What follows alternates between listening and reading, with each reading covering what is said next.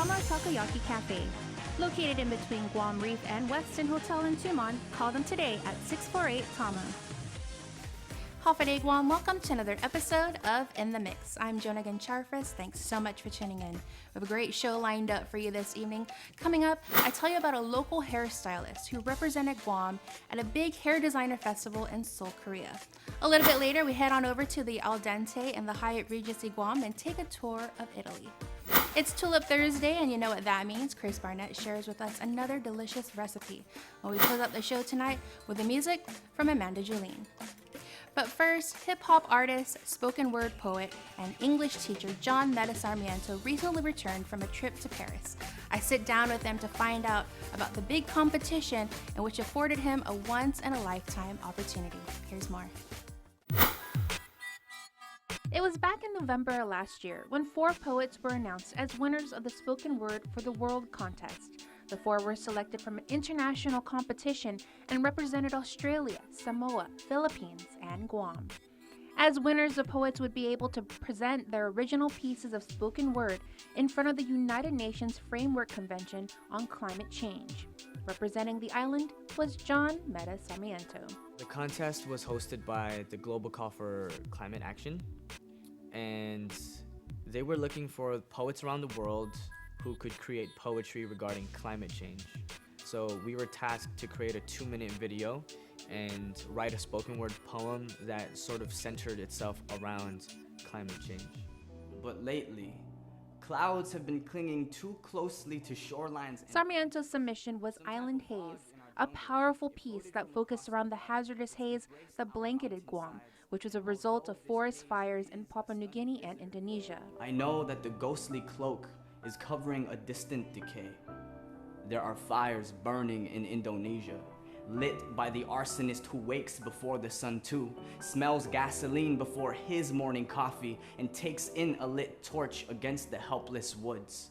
Flames spread like dawn and paint the forest black. If a tree burns and no one is around to hear it, does it still crackle? According to the English teacher from Teason High School, he got the phone call with the news he had won while at a party. I remember feeling like, like the world kind of slipped away a little bit, and the call came at and the news came at a really important time, I think, in my life as a writer, because I've been struggling a lot in the last few years as a writer because I've sort of been losing my own fire and sort of becoming less confident in my own skills. So this contest was really, validation, I guess, and just reassurance that I am doing good as an artist. And being selected afforded him a once-in-a-lifetime opportunity. He was flown out to Paris. As part of the package, hotel accommodations was taken care of, and he was also given a stipend. I think the real prize was being able to, as a poet, represent the place that you're from in a global arena, in a global political arena, and sort of bring our stories from the Pacific and tell them and perform them in front of people who supposedly have power, who have authority, who are the decision makers. Not a lot of people get to do that. Sarmiento would depart 2 weeks after the horrific and tragic events unfolded in Paris. When I first told my parents that I won, the first thing they said was, "But what about the terrorists?" And that was the reaction of a lot of people. And so that was a little disheartening to hear people say stuff like, "Oh, but it's not safe," right off the bat, versus, "Oh, congratulations, oh my God."